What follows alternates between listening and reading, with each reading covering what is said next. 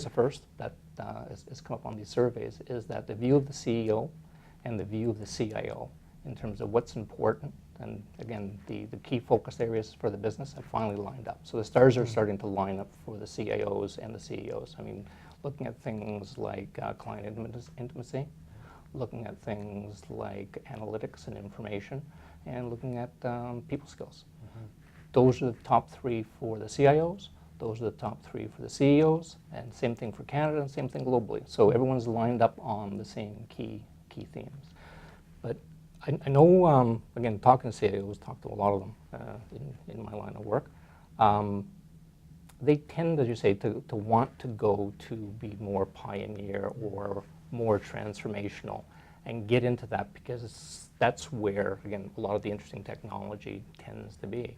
But the danger is getting into a role and a mandate that the business doesn't buy into. That's the worst possible scenario, that you're trying to move the organization up, but they're expecting you to be something else. I mean, you'll fail. The expectations don't line up. The CIOs that we've found are successful, again, in the survey, are the ones that have got buy-in from the business in terms of what role they want IT to perform, and make sure that they do, in fact, deliver on that mandate that they've been given. I think the key thing is that it isn't a one-size-fits-all.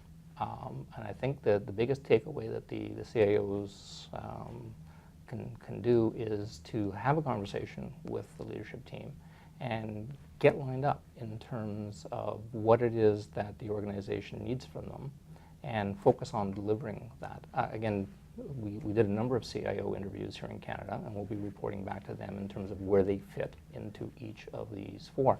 But any of the CIOs that are listening to this interview are free to go to the IBM website, and they can take an online survey.